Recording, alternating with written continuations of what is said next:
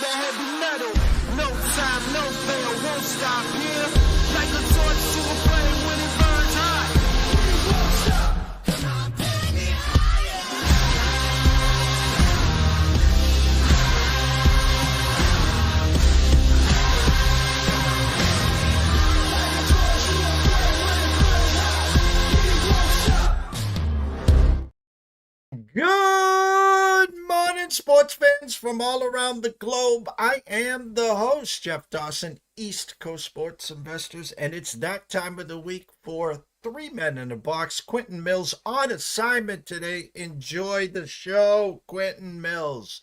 But of course, we got Mr. Nick Hathcote and Matt Grissom here, ready to break down four college football games, one starting tonight, Indiana at Notre Dame. And I will say this, some money just came in at the Circa. Good morning, Mr. Benson. Good morning, Mr. Stevens. Because at the Circa currently, they have dropped it to 6.5. Nice pictures, nice tweets of the snow, and it's beautiful. Nick, I know, is all nervous right now because of the Hoosiers going to run wild and play keep away against his Irish. But first, let's get to our proud sponsor and partnerships. It's WagerWire. Head on over to Google Play, download that app. It is free. Viva Tequila Seltzer. The East Coast is cuckoo for coconut, but try their new flavor, Lemon. CT Bets, Austin, team, family, second to none. Go try one. I guarantee you'll like it. And of course, Atlanta Steaks and Seafood. Jump on over to Facebook. Introduce yourself to Terry Smith. While you're there, head on over to atlantasteaksandseafood.com. Place an order. Use the promo code STEAKS10. Get 10% off your full order. Place an order today. Santa's reindeers will deliver it from Atlanta to anywhere on the East Coast, all the way up to halfway. I'll say the Midwest. How's that? So without further ado, oh, and of course, a shout out to Elijah Cox behind the glass. Couldn't have done this without you, my brother. So without further ado, let's bring him in, Mr. Matt Grissom and Nick Hathcote. Fresh out of hair and makeup, a.k.a. trying to deal with my 5-year-old who is incapable of sleeping in on mornings that he doesn't have school. So we've been at it since 6:30. But good morning. Good morning to you. And listen, I got a 26 and a 21-year-old, so wait till they get a little older, Matt. They'll at least sleep in then, or at least not bother you at 6:30 in the morning. Maybe 3:30 in the morning, but we'll cross that bridge when we come to it. That's what I was going to say. You know, tiptoeing in at 3:30 in the morning and cooking breakfast. How's that sound? So that's for another show there. Nick, good morning. How are you? Good morning, Jeff. Yeah, I also have hair and makeup, little haircut today. Had to get it done for your show, of course. I need one. Had to get that. Yeah, you do. That's looking a little rough. Yeah. But, just had to get it done. Got Christmas week's coming up. You know, got to do the family pictures and all that. So, yeah, busy morning, but, yeah, let's make some money. Couldn't be more excited for tonight, obviously, as you know, being a Notre Dame fan. Well, I, too, followed your lead. I was up bright and early. I was the second one in the chair at 8 this morning. So I got it. Whatever was left up there, he took some of it off. But, you know, we can't have, you know, Matt Grissom over there. Holy cow. I mean, he's got enough here for all three of us. It looks like the deep rough on a golf course, which I find often. So it is adding about 2 inches to my height right now. So I'll take it Four games, obviously. The headliner tonight, Indiana Notre Dame. We saw the pictures of the snow. It's festive in South Bend. A number that opened at 8 with a 51 and a hook. Now 51 under minus 15 cents. As I said, 6.5 money coming in on the Hoosiers. Here's what I've been saying all week to anyone that wants to listen. I was born at night, not last night. And when a number is set at a certain number, it's set there for a reason. In other words, if they set the Notre Dame line at 6, they knew that went to 7, 7.5. They were looking for Notre Dame money. Being set at 8, there's only one way that number could go, and is down. And usually, especially this late before kickoff, you don't get off that magic number of 7. But obviously, these guys want action. Obviously, they're getting action on the Hoosiers. Big game, Nick. I'll let you start it off with your Notre Dame Fighting Irish.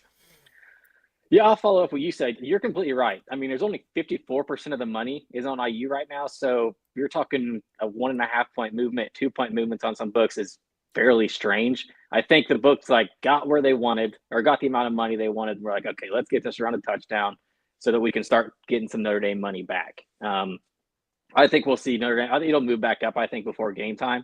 I think a lot of it has to do with weather, too. A lot of people are seeing those pictures and seeing all this snow and the cold weather, and I think people are expecting this to be a very low-scoring game. With this Notre Dame defense, IU's defense has been impressive as well all season long, but can't really trust their schedule a whole lot. So I think a lot of it has to do with just being a close game and thinking it's going to be an under. It's supposed to clear up. This afternoon it's supposed to be very clear. The field is going to be cleaned off. It's the heated turf, so it's going to be perfectly fine. Wind is not an issue. I think it's 8.3 miles per hour right now. It's supposed to be 8.9 at game time. So I don't think weather is really going to be an issue. These are also two northern teams that are used to the cold. And it's not like it's 0 degrees or anything with the high wind chill. It's literally 28, I believe. So nothing terrible. But, man, I'm looking forward to this. I'm excited. Notre Dame back in the playoff. Before Matt gets to it, and I have to rip him apart for his takes, they're due in the playoffs. I'll say it. As a Notre Dame fan, I'll hold my hands up and say they haven't performed well in the playoffs. And there's no excuse for it. But this is a whole different regime, whole different coaching staff, whole different team. Yes, it's been disappointing, but I think looking forward, I kind of love where they're at. I think people are very high on the defense, as they should be. I'm ignoring that USC performance last weekend. Or 2 weekends ago, sorry. If you look deep into that game, everybody will just look at the stats and say, oh my gosh, USC put up 400 yards. But if you look at it in that second half, that was kind of a joke line, because think of it, USC drove 68 yards, threw a pick 6. So basically with no time going off the clock, gets the ball straight back again and goes 70 yards, throws a pick 6. So it's there's 130 yards that added on USC stats with Notre Dame getting none. So, of course, they're going to outgain them. So I'm kind of pushing that aside. I don't play Notre Dame sides in any games. That's one of my rules. That's the only thing I will not touch. But I'm going to look at this team total. I'm going to make sure and double check with the weather and field. Notre Dame's team total right now has actually moved down to 29.5. I liked it at 30.5. So let's see what the juice is. Northern Illinois. Yes. Cool. And that was 10 weeks ago. But yeah, Riley Leonard, since Northern Illinois, has just taken it to another level. What I'm excited about is people, if they don't know who Jeremiah Love is yet because they haven't watched some of Notre Dame's games, there's a reason why he's going to be the first running back taken in the draft next year. This dude is a freak. Just huge, 220, runs a 4.38, and just jumping over people. And then you add that with Riley Leonard's size and his ability to run, Jadarian Price, kind of more of the Thunder type back. And we saw what Ohio State's line did against Indiana. That was dominating by Ohio State. And Notre Dame's line on both sides of the ball is better than Ohio State's on both sides of the ball. So I just think this is more of a man versus boys game. And I just think Notre Dame ends up taking it. Russell Saylor, we have to add this, Matt. One half of kid and play in the house. How's that sound? Yes, he just tried to run up and get on the camera. But Nick, I will start this by I'm not going to trash Notre Dame. It's the same song and dance every year. I feel like they're overhyped. They lose a game they shouldn't lose to. They get in the playoffs or they get in the postseason. Even back when it was a BCS and you had your time to shine, they just never showed up. That being said, I do agree Marcus Freeman has this team in a different state. I like Riley Leonard. I think what he's going to be able to do with his legs in this game. But one of my favorite bets of all of this is the first half under. I think this is uncharted territory for college football.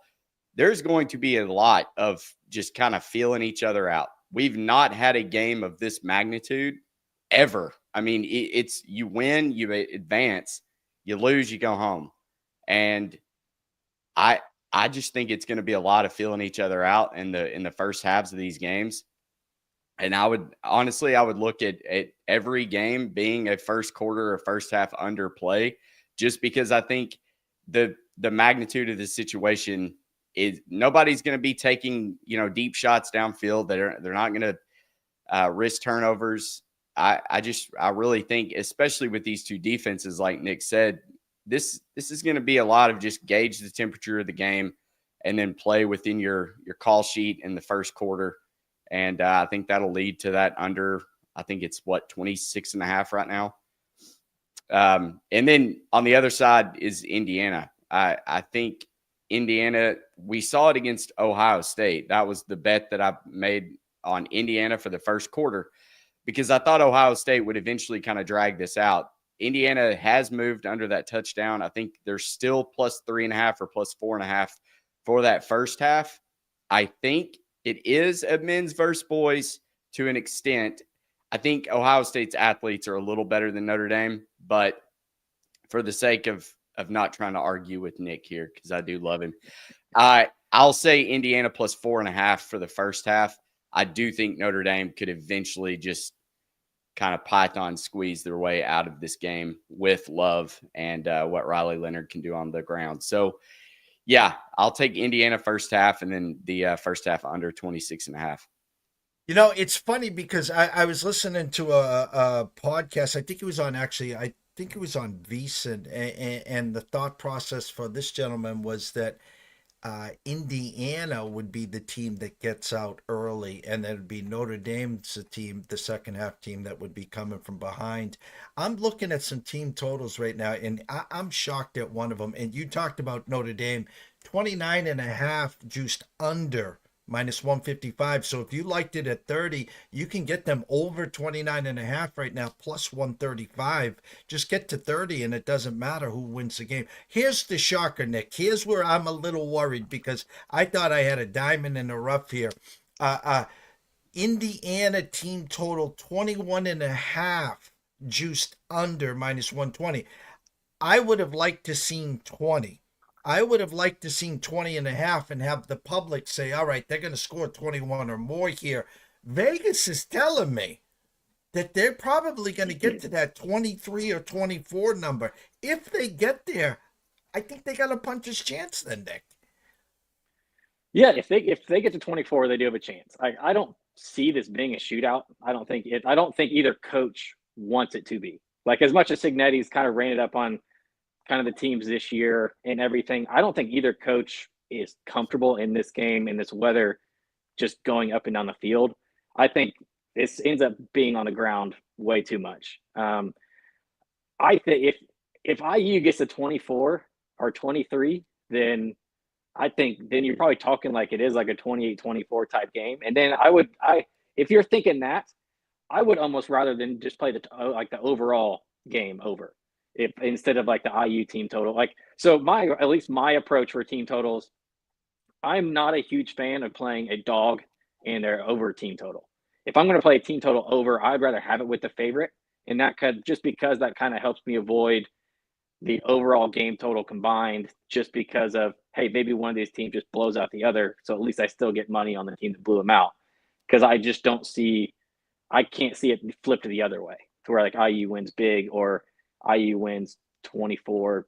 Like, do we think they can hold Notre Dame to 14, I'd be shocked, and you probably wouldn't hear from me. Matt wouldn't hear from me for a week if that happens. Well, Xavier says a fascinating game through here. Xavier 82, Jacob. A quick question to you guys from Jacob. Any player props you like in the game, whether it's unders? Any specific player props or props that you guys might have in mind here for Jacob? Yeah, I actually looked at a couple, these are kind of flip-flopped. I love the Love over rushing yards. Reason being, they've kind of been saving him all year. Like, he hasn't had that much work. He looked against USC. He had 7 carries for 132 yards. They've been saving him. They've been splitting time with Jadarian Price. I just think this is going to be Love's game, and it'll be Riley Leonard's game on the ground. So then I also, on the flip side, like the Riley Leonard passing yards under. Just because, like I mentioned, I think Marcus Freeman wants to keep this game on the ground a lot. I don't think they're going to try to really air it out. If they do try to air it out, then I'll be screaming at my TV. So I just think I would kind of look at, I can't play him here in Tennessee, but when I glanced at him, I would lean Riley Leonard under passing yards and Love over rushing yards. Matt, I understand what you're saying about Notre Dame and their past. This is the first year of the 12-team format that we have here. I've said it every show. I'm going to say it again. I did not have Boise State and Arizona State sitting with a bye waiting for next week. So I have to chuckle at that. But Matt, there's 3 letters that Notre Dame has a big advantage. It's not the SEC here we're talking about. They're not facing an Alabama. They're not facing a Georgia. This is, I think, right up their alley here, almost like Penn State, which we're going to get to. They're not facing an Ohio State or a Michigan, which they've always faltered. This is a get-well spot almost in my eyes for Notre Dame. Yeah, I don't know if the SEC is as powerful. I mean, they did dominate Texas A&M to start the season. But just like Northern Illinois, that was, 11 weeks ago now. So we'll see. But I think Notre Dame is – I would probably feel better about Notre Dame beating Alabama than I do Indiana, just because we don't know exactly what Indiana is. Is it the Indiana that has the high scoring margin differential of any team, or is it the one that showed up against Ohio State? Which again, you could say the same thing about Notre Dame and the schedule they've faced is, who have they beaten? They're blowing out the teams that they're supposed to. I think we're due for a good game, and I think it's going to be low scoring. I mean, I could see it being 10-10 at the end of the half, 24-20 type game at the end of the game. So I wouldn't be too quick to say that, just because it's not an SEC school in this, that Notre Dame just has a walk in the park, because I think Indiana is going to be tough, especially giving Kurt Signetti this much time to prep for it. Just again, reading the market right now, I'm going to go back on my tracks. I mean, for me, reading the numbers right now, my one play in this game now is the Hoosiers team total over that 21.5. And I'm going to get that at even money. Just get to 22, 23, and I'll be rooting for you, Nick, then. But just, Signetti, get me to 22 or 23 tonight. And then to answer Xavier's question over there, one prop I do like in the Florida-Tulane game, Jaden Ball to go over 70 yards. That's even money. For whatever reason, Montrell Johnson is probably going to play, but Billy Napier has found a little gem in this Lagway ball connection. So I think Jaden Ball is going to have a lot of fun running the ball out there. So go over that 70 yards, get it even money. Before we jump into the 3 games on Saturday and then take a quick commercial and get you guys' picks before Adam Trigger comes on, Ohio Jacksonville State tonight opened at 2, now 6.5 and 7s. Usually when there's a big correction like that, someone's not playing. Anyone know what the hell's going on over there? As far as I know, Tim Albin's the only person on Ohio's team not going to be there. They have 0 portal players that are transferring out. Parker Navarro is supposed to play, which is their dual threat quarterback. I love Ohio in this spot. I missed the early number of -2, 2.5. So I parlayed them. which I'll get into with my picks. I parlayed them with Florida, two teams that probably are laying too many points, but I feel like they can both win outright. So I think it ended up being about minus 118 with the two money lines parlayed together. But I mean, if I had to choose something, I'd lay it with Ohio. Rich Rod leaving to go back home to West Virginia. I think the cupboard's pretty bare for Jacksonville State. Saturday, 3 games. SMU, Penn State, currently 8.5 with a 53. Clemson, Texas, opened at 11, now 12.5 with a 50. And the granddaddy of them all, as Keith Jackson would say, Tennessee, Ohio State, opened at 7, now 7.5. Again, just reading the market, you're going to give me the hook with Tennessee. That looks enlightening here. Don't know what to do with the Clemson, Texas. I mean, that's way too many points, but again, I don't know how Clemson's going to score on this Texas D. And again, as we said, Notre Dame, no SEC. Penn State here, no Ohio, no Michigan. At Happy Valley, early noontime kickoff.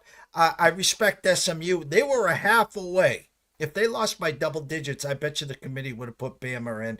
But I'm going to give you the board before we get to you guys' pick. Anything stick out to you, Nick, with the board on Saturday? No, and that's the point of Vegas. When you split it down, there's normally 60 to 65 college football games every Saturday. And now you give them 4 to actually really look closely at. They're going to be very spot on their lines. And you've look at the bowl game so far. No matter how many transfers there have been, no matter what the totals, they've all been very, very close to what the lines are.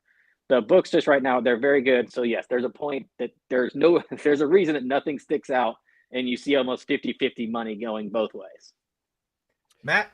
Yeah, I actually agree with what Nick is saying. But I'm using it to my advantage. It's almost like handicapping college baseball where you don't know what pitcher's going to start. You don't know what quarterback's going to start, what wide receiver is going to be out there. So I'm actually staying away more so from the playoff games and focusing on these obscure bowl games because who doesn't want to bet on the Gasparilla Bowl? Hang on, please. So anyways, I have found a lot of success here betting these obscure games. So with that being said, I think I'll stay away more so from the sides on these playoff games and keep trying to find these other avenues. Plus, there's live betting now pretty much everywhere. And that, I mean, you can watch 5 minutes of a college football game and pretty much tell, okay, this is how it's going to play out. So that's what I would do. Bet the first half, kind of let these teams fill each other out because I think you're going to get a lot of that, like I said earlier. So, yeah, just take it slow. Bucks Forever says it's warm down here for the Gasparilla Bowl. Pirates, ahoy. All right, Elijah, quick commercial break. When we come back, we're going to get Nick's picks or leans or anything he's got for the weekend. So we'll be right back. ECSI fans, you want to revolutionize your sports investing habits? Allow me to tell you about WagerWire. WagerWire is an app that helps you become a superior bettor by allowing you to sync all your sports books and track all your bets in one place. See your current action, your betting history, and stats. You could also sign up for sports books and collect bonus offers. Follow them at WagerWire on X, as it's the best account on the platform. Head to App Store or Play Store now and search WagerWire and download the app.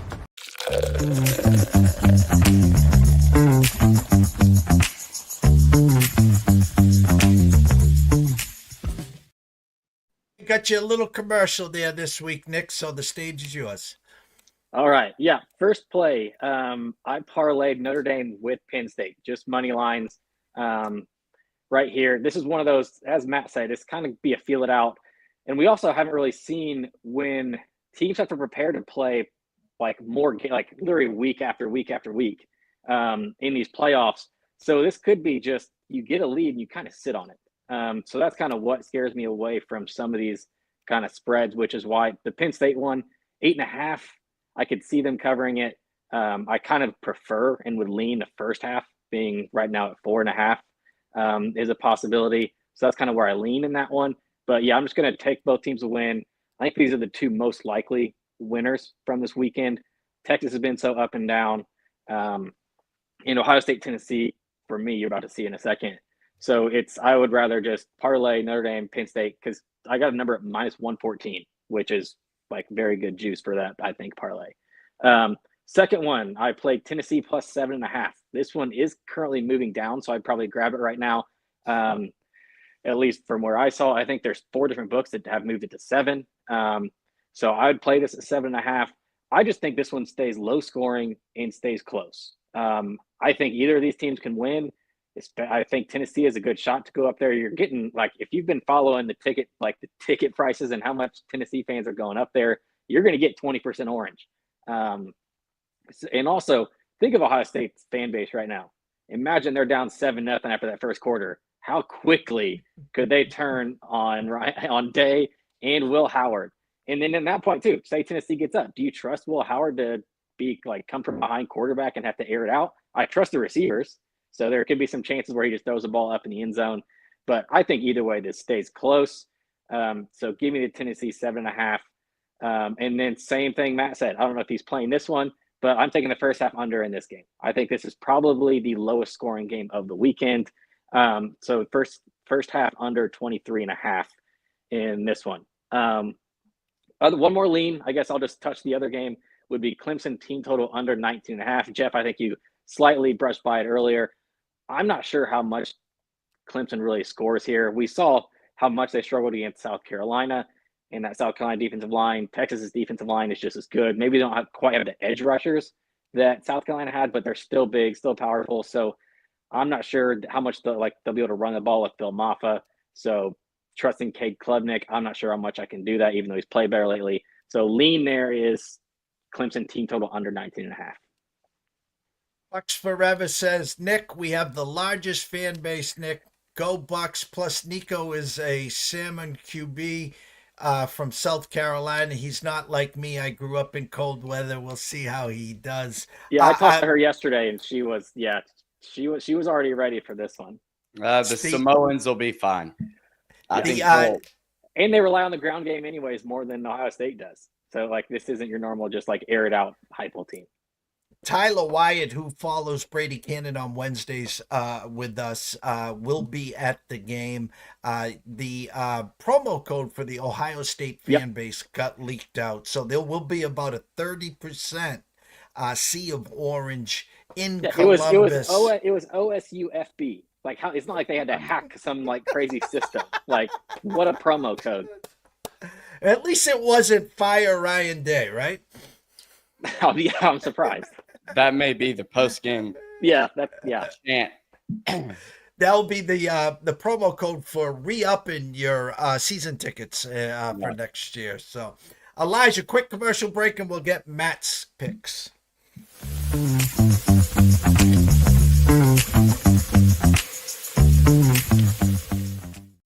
All right.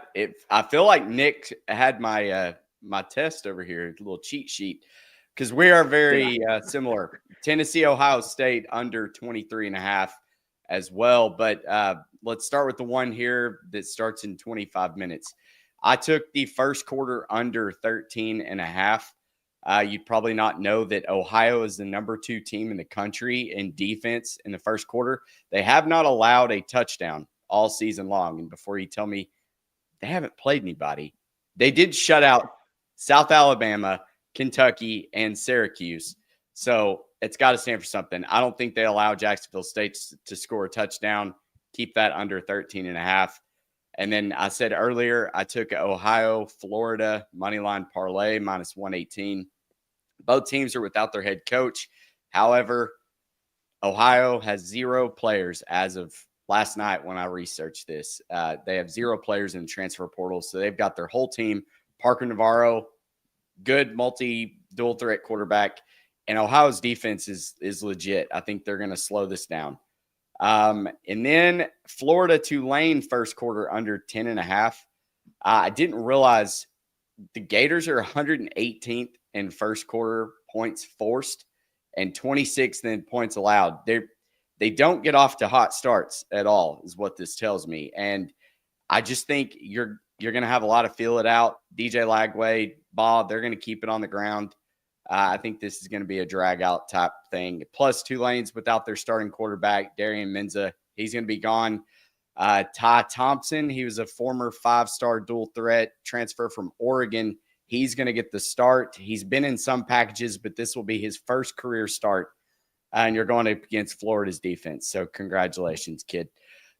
Florida Gators team, by the way, hats off to Q, who has played a lot better over the past, I don't know, 4 or 5 games. Excuse me. Anyways, moving on. Indiana, Notre Dame, the big one. First half under 26.5. Again, I hope we get snow on the ground. If not, I still think both these teams are going to be feeling it out. You're going to see this. It's a common trend here. First half under, first quarter under. Penn State -4.5 for the first half. Just like Nick said, if there was a way to bet this, I like Penn State. The best thing for James Franklin and Penn State fans is that SMU doesn't have a single-digit rank beside their name. I feel like Penn State probably covers the 8.5. I like them to cover the 4.5 early.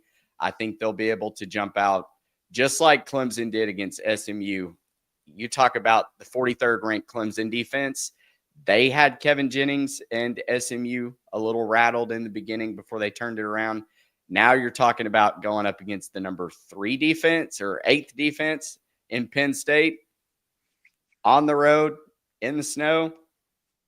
I think they're going to come out shell-shocked. I think Penn State's probably up 21-3, 21-7 in that first half.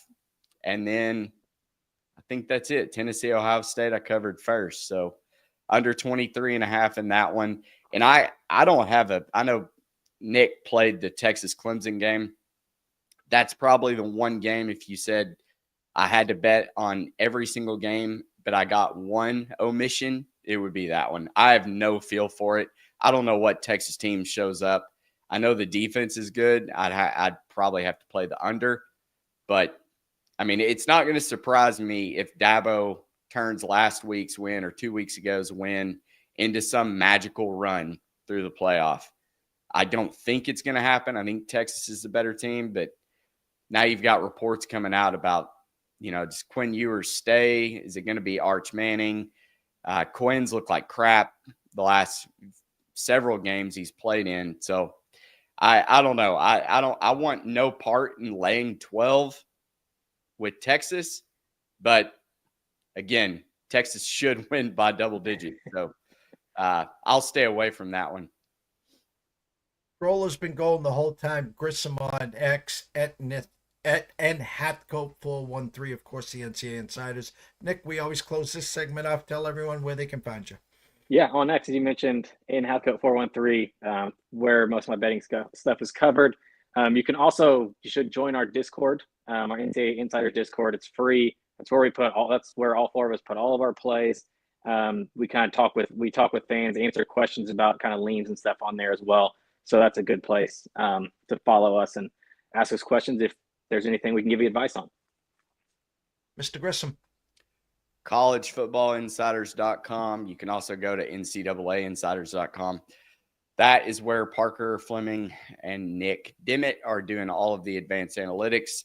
We've got all the first quarter, first half, second half trends, points scored. It's really a cool tool because you can determine on these first quarter and first half bets really what teams come out with a really good scripted drive and have success versus teams that really turn it around in the second half. So that's an awesome tool to use. And I'm at Grissom on X, not Grissom on X, like your scroll there has. Oh, yeah, there it is. Hey, he tried. Somebody's not And the funny thing is the way this is set up this year, there's really no time off, no sleeping for the weary here because championship game was like January 20th or something like that. We didn't even talk 1 second of college hoops. And then before you know it, when are we talking college baseball again? Valentine's Day. February 14th. Well, February 14th is the opening That's day. when the season starts, Yes. But we're going to have to talk about it at least a month before that. At least with talking futures and having our guide out and stuff. Yeah, it'll be probably the week after Christmas, I'd assume, or a week after New Year's. Well, listen, guys, enjoy yourselves, enjoy the games. Happy holidays to both of you and your families. Behave, be safe, go Irish, and win, lose, or draw. Nick, you got to come back here, obviously, next week. Hopefully, the Irish eyes will be smiling, okay? Yeah, I hope so. Thanks a lot, Jeff. Uh, Thank you, guys. Elijah, quick commercial break. When we come back, Mr. Adam Trigger to talk some hoops. See you soon. 2,000 years long, we will never settle. Hard days, no way, with a heavy metal. No time, no fail, won't stop here. Like a torch to a flame when it burns hot. We won't stop. Come on, baby, higher.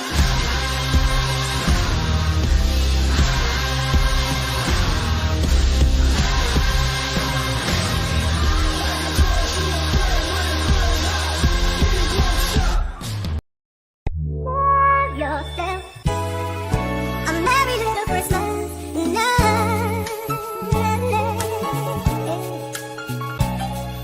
And have yourself a merry little Christmas. Up, up, up, up. It seems like it's been months since I talked to this gentleman and college hoops conference play. And I tell you, I talked about Saturday's game, UConn and the Zags. And, you know, Adam obviously knows this one, of course, and the struggles that Hurley and UConn have had in the season opener of the Big East, and it was an instant classic. I have so much respect for Sean Miller and what he has done to Xavier. I was a fan of his when he played at Pitt. That's how old I am, and now to see him, you know, start coaching Dayton to Xavier to Arizona, now back to Xavier. He's put them back on the map. So let's bring him in, the one and only Mr. Adam Trigger. What's up? What's Adam? going on? Yeah, not much. Missed you last week, but glad to be back and talking some college hoops. And yeah, I think UConn, that's kind of what I expect from them, right? They'll come out one night, look awesome, and beat a team like Gonzaga, and then the next night they won't cover a big number against a quality team like Xavier, because that's kind of the point I feel like we've tried to make on this show when we talk about UConn. They're still a very, very good team. They have as good of a coaching staff as you're going to find in college basketball. I made a comment that Hurley's kind of beat the game in a sense, where he's been able to retain not only his players, but his staff, right? Like everyone on that staff could easily go have a job in the NEC or the MAC if they wanted it, but they want to stay there and continue to build what they're building.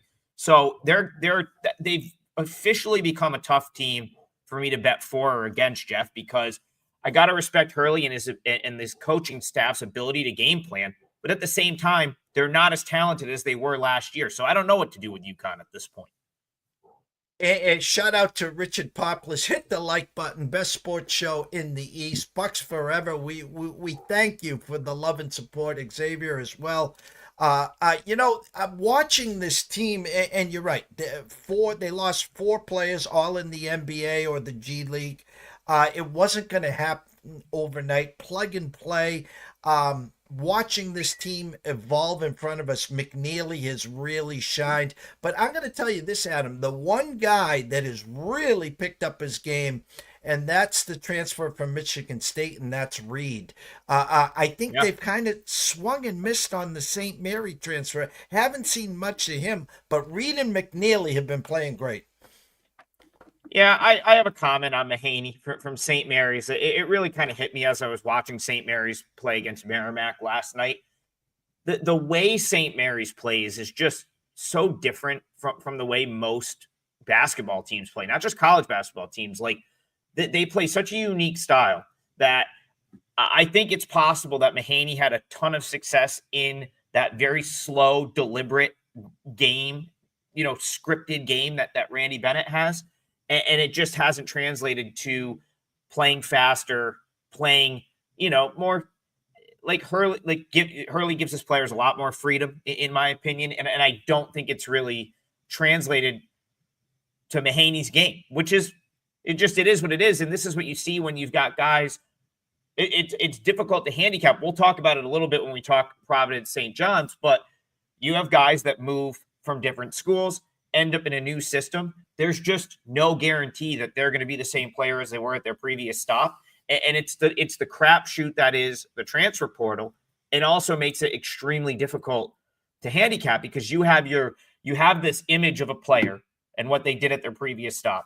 And then we spend months creating like preseason rankings and trying to be ahead of the curve on these teams with their new rosters. And now we're like 10, 11 games in, and now we've got to look at that and say, okay, am I going to trust what I prepared all summer and fall to have my opinion on this team? Do I need to just throw that out and say, like, I have two eyes and this is what I'm seeing and I got to trust that a little bit? I think that's the case with Mahaney. Like, he was really, really good in Bennett's system.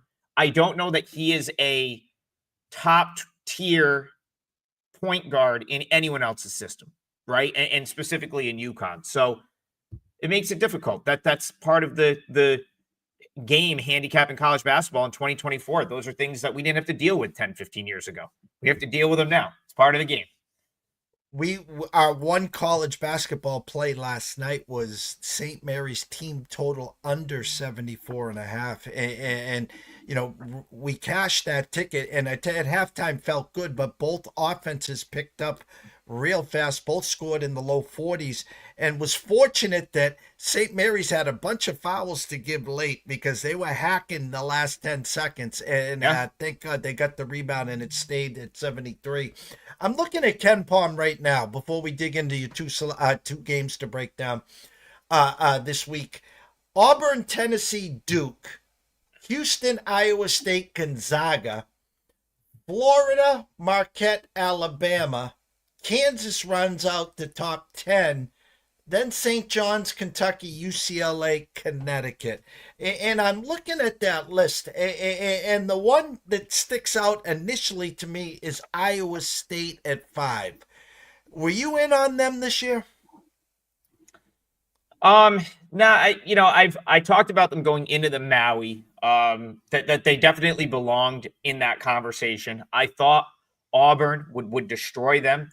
They didn't. They came back and won, but the Iowa State was certainly the more impressive side in that game. In just where like they covered the number, they led the majority of the game.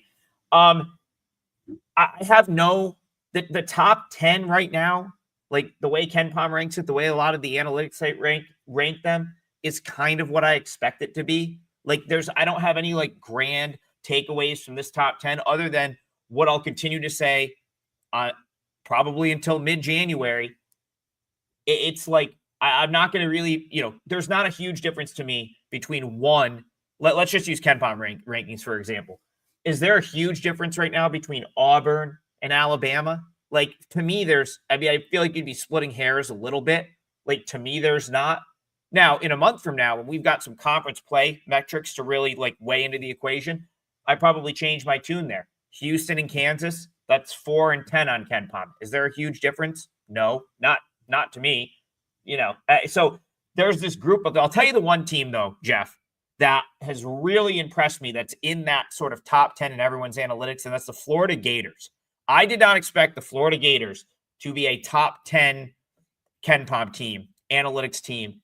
And this is where it comes down to, like, you watch that team play their top 15 on both sides of the ball, offense, defense. I thought the North Carolina game was a great example the other night North Carolina's played all these tough teams.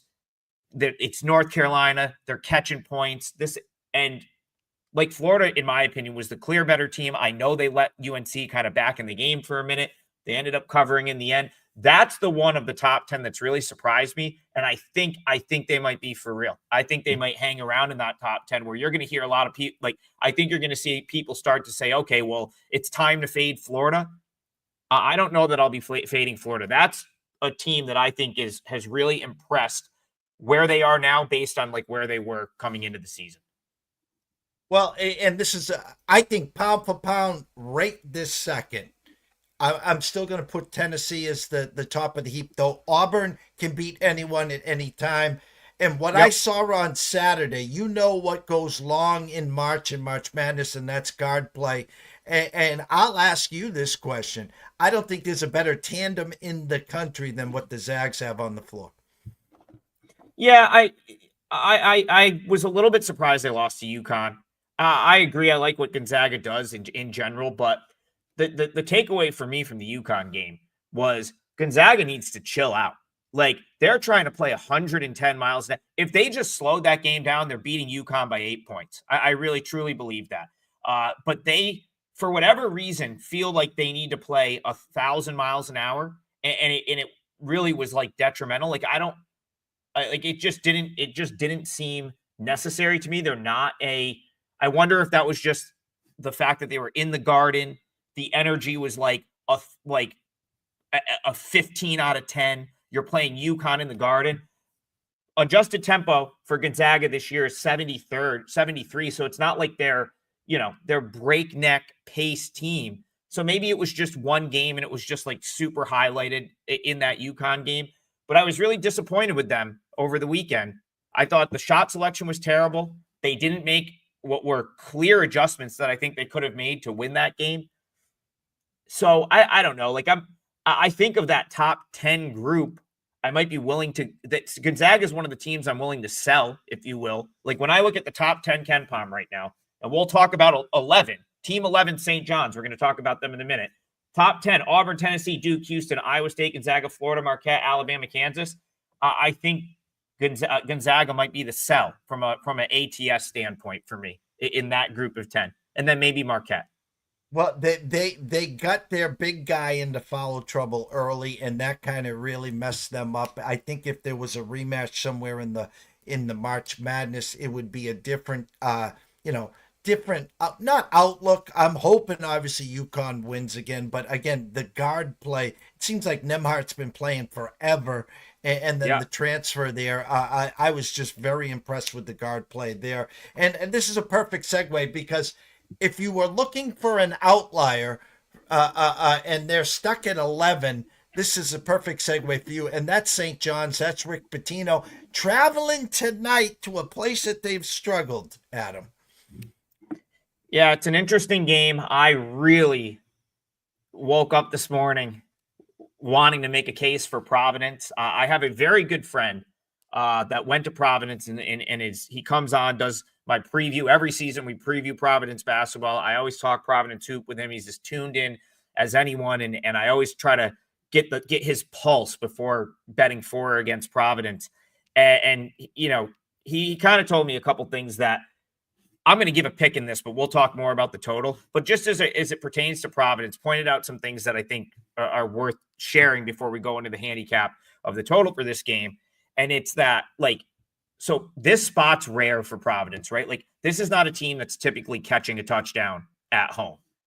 It's rare for, you'll see occasionally. And when I say occasionally, I mean let's go last 5 years, while Providence has been kind of a semi-relevant team. We'll call them a top 50 team.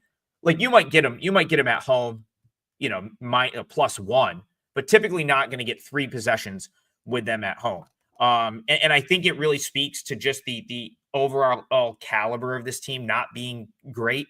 That's kind of how I see it. I guess the fan base is a little bit deflated right now. At least, that's coming from someone that is part of the fan base. I'm not part of the fan base, but I've gotten the sense that this team isn't very good. From early in the season, reports from practice that Kim English just beside himself with the turnover issues. And just the sloppy play. Obviously, you have to point out Bryce Hopkins missed a lot of time. I believe he's playing tonight. He didn't play against St. Bonaventure over the weekend, but I think that was probably, he was dealing with some knee soreness. This is a guy that tore his ACL, was out for a year, missed all of the first part of this season. I think that was a little bit of load management, if you will, prioritizing because he played the 3 games prior. I think he was prioritizing Big East play over the non-conference game against St. Bonaventure. So I expect him to be out there tonight. But the matchup just isn't, I don't think it's good enough for me to take the points with Providence. Reason being the turnovers, they've cleaned it up a little bit against some of the lesser teams, but St. John's is great at forcing turnovers. They create a ton of live ball steals that they can go right the other way with. And those are the concerns from the matchup standpoint for me, which leads me to think the better play in this game Because when I picked this game for the show, I thought I was going to come on and make a case about Providence. I think the better pick for this game is the under. And we'll start there. St. John's defense, they can ramp up the pressure. Providence is not super strong handling the basketball, so you're probably looking at quite a few steals. And the other thing is, like, St. John's is probably due. You talked about this building being, a tougher place for them over recent years. They've got to be due for a little bit of offensive regression at this point. Last 3 games, 88 against Kansas State, 99 against Bryant, 89 last time out against DePaul. I mean, this is a quality offensive team. Their top 20 offense and both offensive and defensive rating per KenPom. But I just think they're not going to continue to drop 90 in Big East games, in my opinion. So I think you get a little bit of offensive regression here for St. John's that's just due to them in a building where they haven't always played well. And I think Providence might really have a hard time scoring consistently. Wouldn't be, and that's my concern with like taking the 7 points. I still lean toward Providence from a numbers perspective, +7 or +6.5. My concern is they go through one of these stretches where they're super sloppy. It's 4 or 5 steals in a row for St. John's. They don't score for 4 minutes, and suddenly they're down 15, which if you've watched St. John's basketball, they've been able to do that to the best of them this year, Jeff. Ask Baylor, who was down 18 in the first half in the blink of an eye. DePaul, I've loved what DePaul and Chris Holtman is doing, and they had no chance against St. John's the other day. So, and Kansas State's a great example. Very competitive first half, very quickly in the second half, down 15. That's my concern for Providence, but I think that type of game lends itself to the under being the right side, especially if St. John's ends up finding themselves up big, and suddenly there's that lull once you get up 10, 15 points. So, or you've got a close game and suddenly the defensive possessions are that much more important. So the way I see this one is under the total. I've been to a lot of Providence home games at the Dunk Center. I saw them back in the day knock off undefeated number 1 Jay Wright and Villanova on a Halloween with my daughter. I've seen them lose and win against UConn. But as you said, and it's an eye-opener, you do not, I repeat, do not see Providence catching 6 in a hook at home very often. Yeah, I mean, it's also worth noting, like, the kids aren't there, and I do think the student section at Providence is one of the better ones. Like, I'll talk about how all these venues are not created equal when we talk Siena in a second, but for Providence, like, the odd will still be like full. I mean, they're still going to get a great crowd for a Friday night, but I think that student section is the real deal. Like, it's a different atmosphere when the student section is full and on full tilt.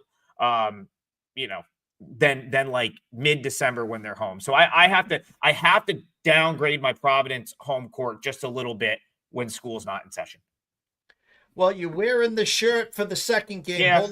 Holy Cross travels to Siena, opening number 4 at a hook with a 130. Currently at the Circa, up to 5.5 with a 131. Money trickling in on Siena.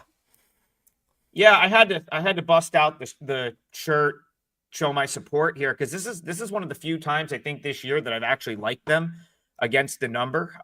This is like there's nothing to this other than just like, this is the school I went to. I've been following Siena basketball since I was a little kid. The last few years have not been great for the program, with last year being sort of like the rock bottom point. And obviously people are excited about Jerry McNamara and where the program's going, but this kind of feels like the spot where Siena just slams someone and then gives the fan base like the false hope we've had in similar seasons the last couple of years. I think it was last year. Siena came off of a dreadful loss in a rivalry game to Albany, and then beat Ryder on like a Friday night, and suddenly everyone was back in on the team. And that's kind of what the spot we're coming in here. Dreadful loss on Tuesday to St. Bonaventure. That's another rivalry. They play that every year. And now we've got the Friday night home game against Holy Cross. Now, this is where traveling to these venues or actually knowing what the atmosphere is like at a place helps, because the Siena, the game experience will be fine tonight. Like there will be no lull here for Christmas break, because the Siena students don't really go to the games anyway. They do, but it's not like they're not a focal point of the crowd. Siena plays in a big downtown arena in Albany, New York, the MVP Arena. The majority of the attendance on a game-to-game basis is alumni and people that live in the area.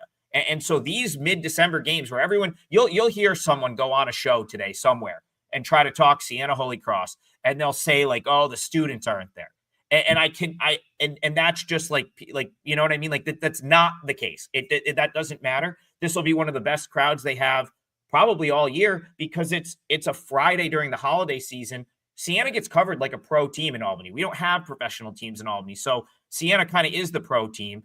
People will be home for break. Kids will be home for break from the other local schools. They'll probably go with their family. So I'll bump Siena's home court up tonight because it's probably going to be a great crowd. You probably have 7,000 people there tonight for this game.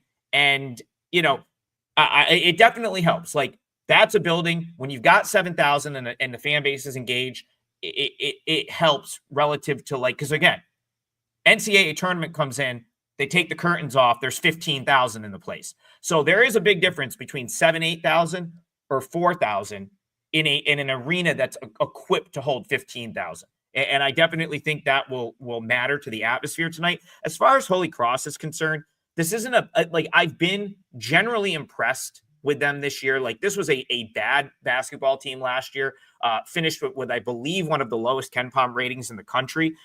They were rated very close to the bottom of the Patriot League coming into this season, but that's because they have a lot of youth, a very young team. That being said, like, I like what I've seen out of them. They have some shooters. I think Dave Paulson will probably get them into the mix in the Patriot League sooner than later, but this matchup is not good for them.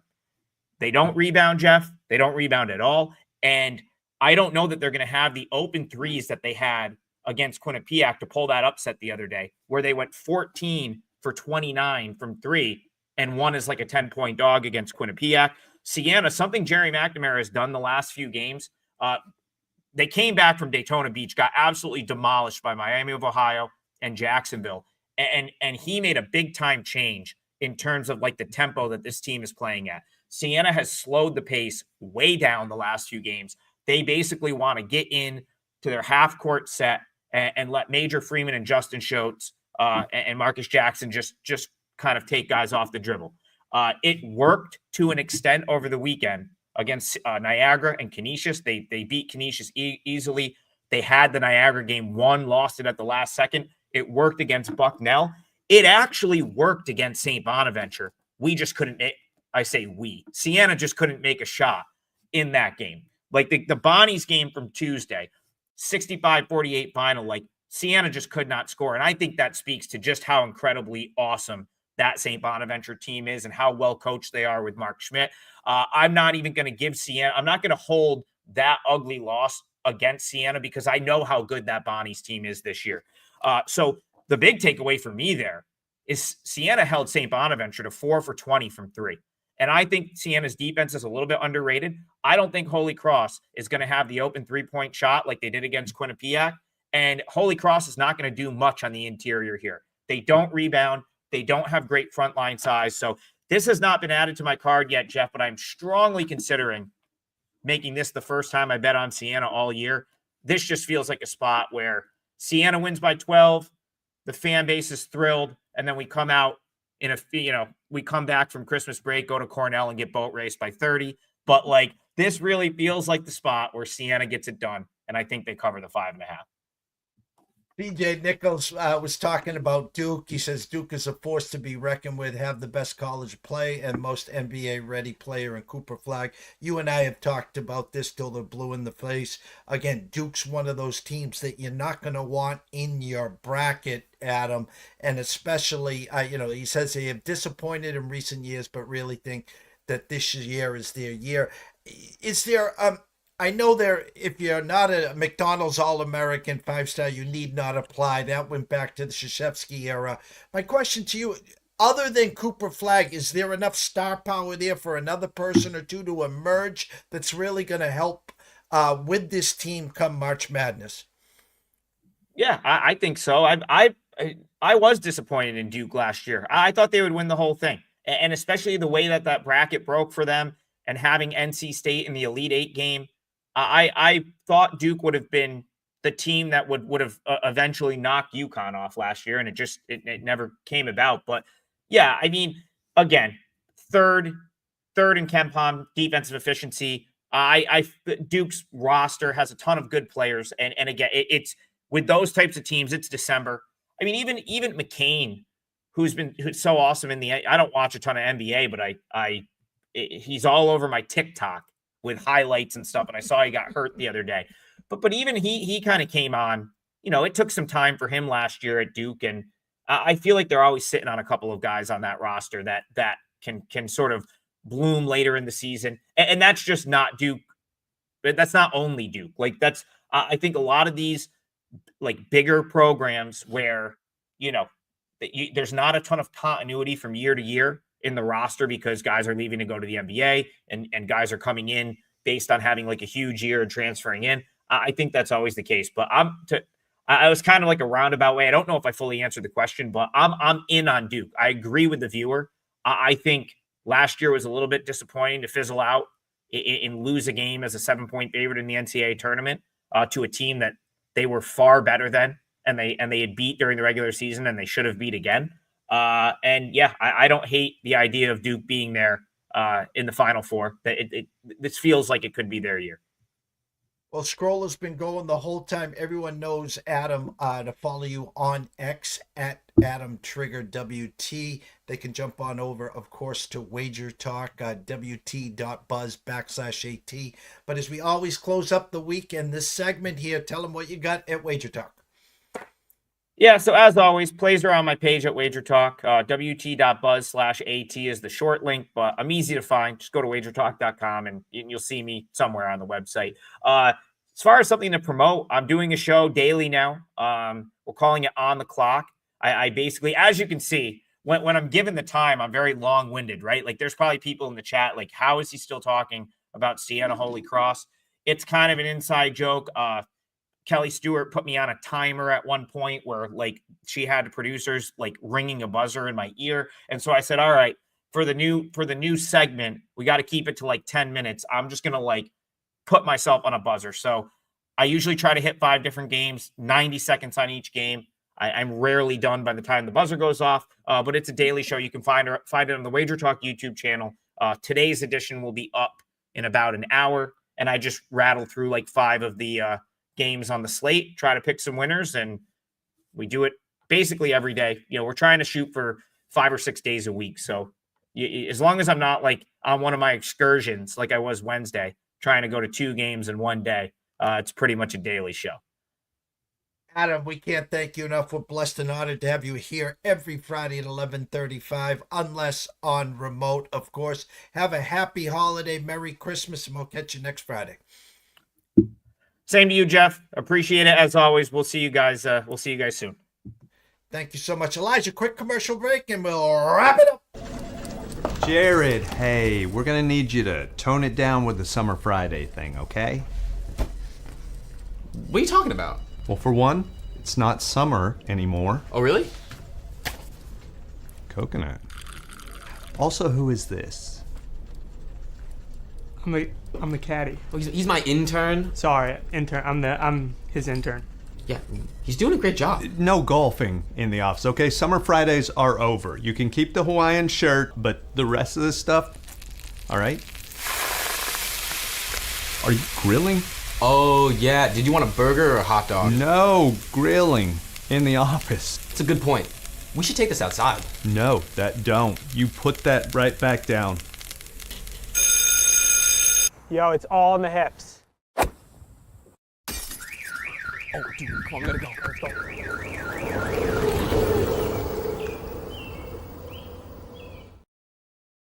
Where did the time go? OMG. Shout out, of course, to Matt Grissom, Nick Hathcote, and, of course, Adam Trigger. I love my Fridays. I love my NCAA Insiders. And, of course, Adam, we could talk college hoops till the cows come home there. And he just gives a different perspective where everyone gets so caught up in social media and all the big time programs. And Adam's back east up in the New York area, and he goes to all the games. Sienna Albany, all the small games Adam knows inside and out, and we're blessed and honored to have him be a part. 3 o'clock, we're hoping for 3 o'clock. The closing bell, myself and Riley Magnuson will get you caught up in all today's action and get you caught up for the weekend. 1:30, Travis Geiger and Wager Wire meeting first. We might have to reschedule to next Friday. We're going to wait and see on that. Shout out to CJ Nichols, to Richard Populus, Bucks Forever, Russell Saylor, and everyone else watching and listening. And of course, a good shout out to Elijah Cox. Great job as always. It's the holiday season, guys. Be grateful. Be grateful for what you have, not what you want or need, okay?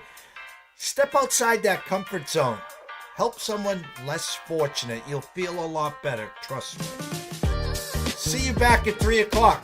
We will be right back sooner than later.